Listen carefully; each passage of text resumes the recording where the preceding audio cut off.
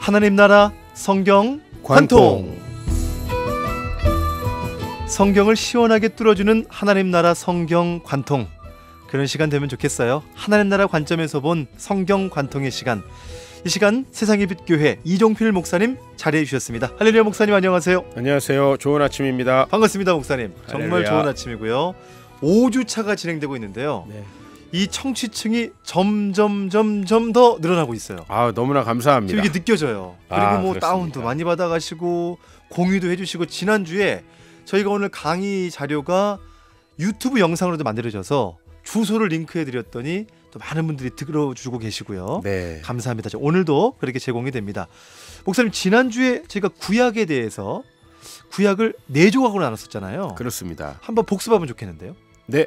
구약은 오경, 역사서, 시가서, 선지서 이렇게 4조각으로 되어 있다 말씀드렸고, 예. 바로 오경이 하나님 나라의 원리를 설명한다면 그 원리를 적용한 책, 하나님 나라의 발전 과정을 기록한 책이 역사서이고, 예. 그래서 하나님 나라를 경외하는 삶을 사는 것이 지혜다라고 정리하는 책이 시가서라면, 이제 선지서가 독특하죠. 그렇죠. 구약이 그 자체로 완성되는 것이 아니라 하나님의 주권을 거부한 이스라엘과 온 열방이 결국은 죄의 포로가 되어 있습니다.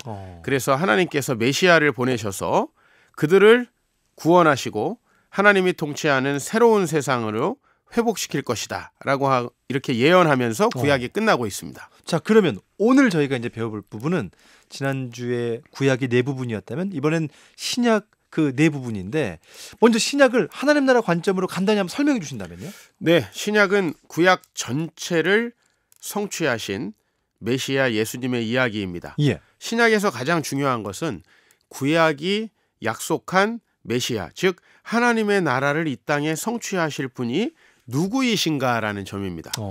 바로 그 분이 예수님이라는 것을 믿는 것이 우리 기독교 신앙이죠. 예. 우리 인류는 하나님을 반역한 죄로 허무하고 불행한 삶을 살아가고 있습니다.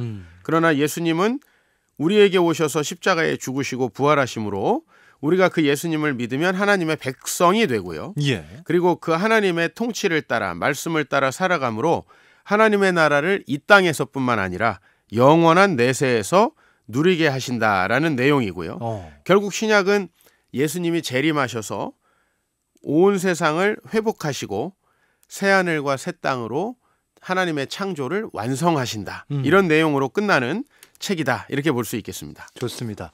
자, 신약 4조각 살펴보기. 자, 오늘은 그 신약에 대한 4조각을 구분해서 설명해 주실 텐데 한번 개괄적으로 설명해 주세요.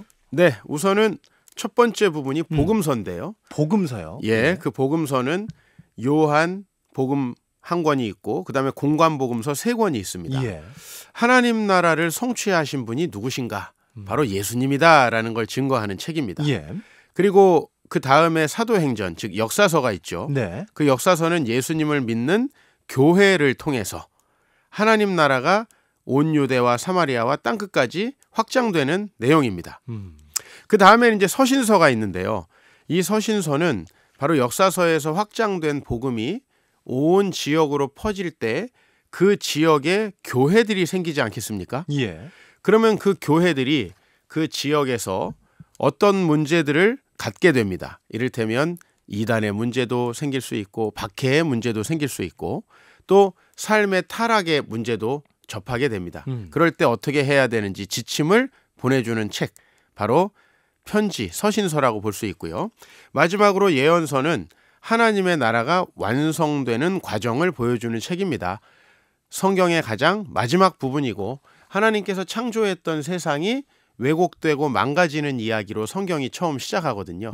그러면 이 예언서, 즉 요한계시록은 그 하나님의 나라가 다시 완전히 회복되고 완성되는 이야기다. 이렇게 정리하면 되겠습니다. 요한계시록에 대해서도 참 많이 궁금해하는 분들이 많이 계세요. 그렇죠. 예.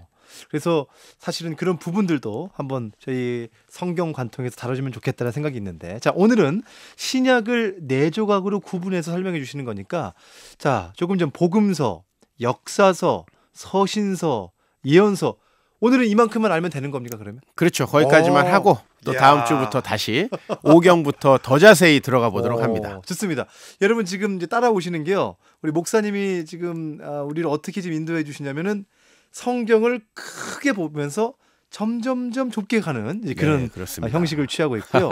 자, 그러면 그 복음서 이렇게만 하면 그냥 너무 좀 간단한 것 같거든요. 네. 복음서 저희가 어떻게 바라볼 수 있을까요? 예, 복음서는 네 저자가 쓴 책이죠. 그렇죠.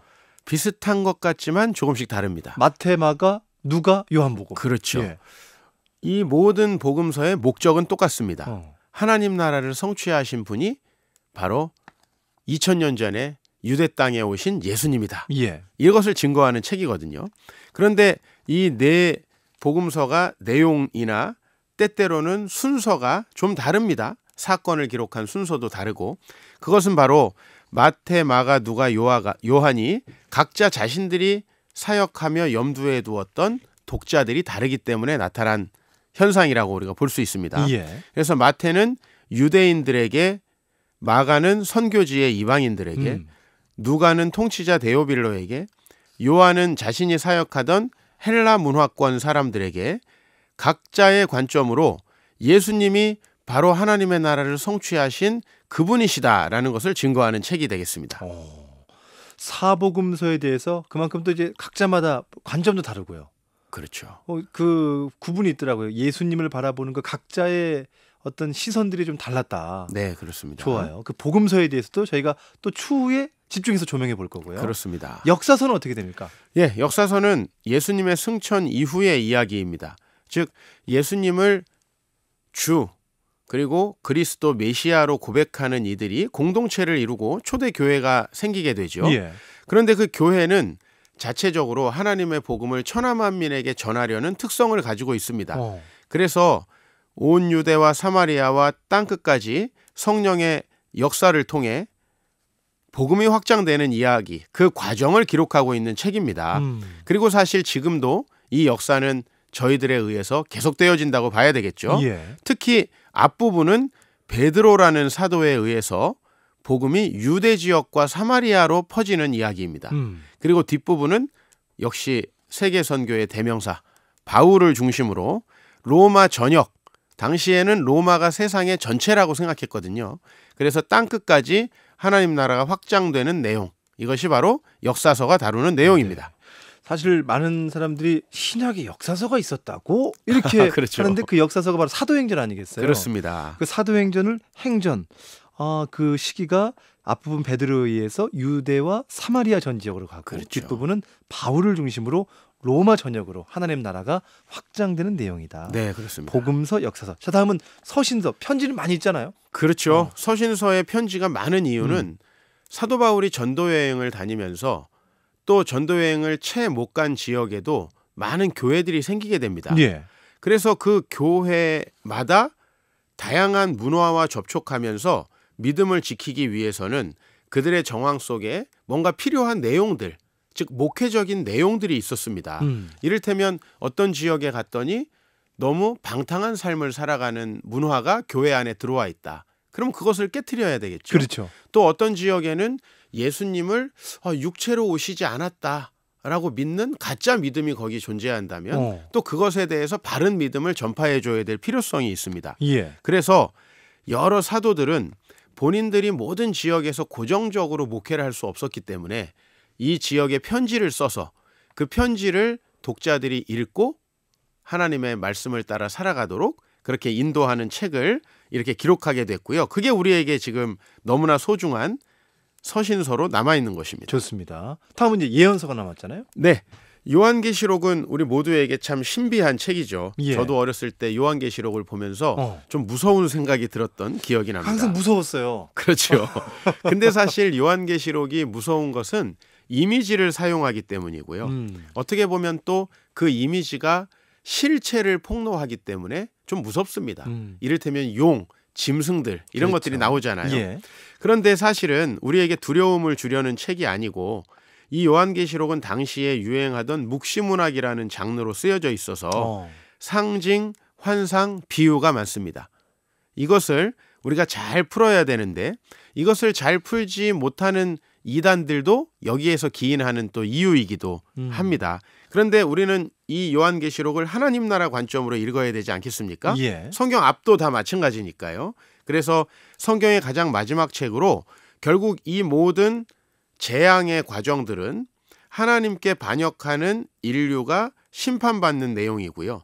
동시에 그 과정 속에서 교회는 거룩함을 지키며 인내로 주의 말씀을 지키며 살아가면서 사명을 지키고 살아갑니다. 그래서 하나님 나라가 결국은 어린 양의 신부로 다시 오시는 예수님과 혼인 예식을 치르는 거룩한 백성들에 의해서 완성되고 누려진다라는 것을 기록한 책이 되겠죠. 예. 자, 그래서 오늘 이 신약의 네 조각을 복음서, 역사서, 서신서, 예언서 이렇게 구체적으로 한번 살펴볼 텐데요. 여러분 어떻게 좀 잘 따라오고 계시죠? 좋습니다. 자, 목사님도 이런 또 성경 공부 모임을 많이 인도하시잖아요. 네, 그렇습니다. 이렇게 이제 이 5주차 됐을 때 네. 우리 성도님들께 가장 많이 받는 질문이 있다고요? 어떤 겁니까? 그렇죠. 우선은 복음서 저자들에 의해서 4개의 복음서가 있는데 예. 왜 이 복음서들의 내용이 조금씩 다르냐라는 질문을 좀 가장 많이 받는 것 같습니다. 그런데 그 차이는 아무래도 독자의 차이에 있다고 보여집니다. 예.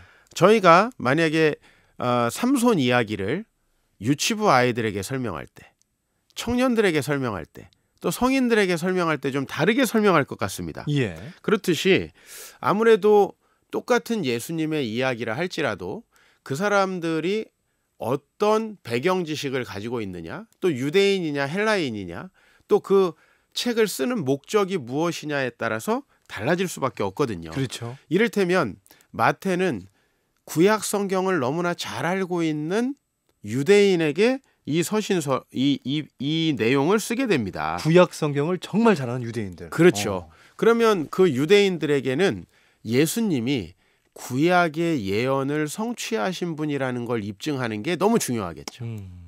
그렇기 때문에 이 마태는 20번 이상 구약이 이렇게 인용하고 구약이 이렇게 기록되었는데 예수님이 이렇게 성취했다. 이런 식의 내용이 들어있고요. 예. 마가는 특별히 이방인들을 대상으로 예수님을 소개합니다. 예, 예. 그렇기 때문에 그들은 구약을 모르거든요. 어.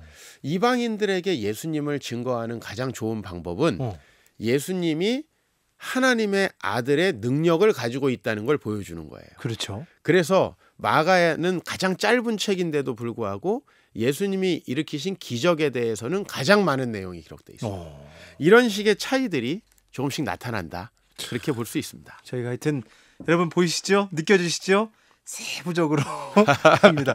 자, 다음 주에는요. 하나님 나라 성경 관통. 자, 이제 신약의 4조각, 구약의 4조각, 성경 8조각을 자세히 하나씩 살펴볼 텐데요. 다음 주 모세 오경 하나님 나라 관점으로 관통해 보도록 하겠습니다. 기대해 주시기 바랍니다. 좋습니다. 자, 오늘 이렇게 들었던 강의 내용들은요. 유튜브에 올라가 있습니다. 성경 관통에서요. 이렇게 저희가 얘기만 들은 내용이 그 도표화가 돼 있거든요. 그래서 유튜브에 저희 방송된 링크 파일과 함께 같이 그 이미지도 볼 수 있게끔 대단한 시스템입니다, 여러분. 좋습니다. 꼭 받아가시고요. 샵 1069번 짧은 글 50원, 긴 글 100원의 유료 문자로 성경 관통 신청하시면 저희가 여러분에게 전해드리겠습니다. 지금까지 세상의 빛 교회 이종필 목사님이셨어요. 고맙습니다.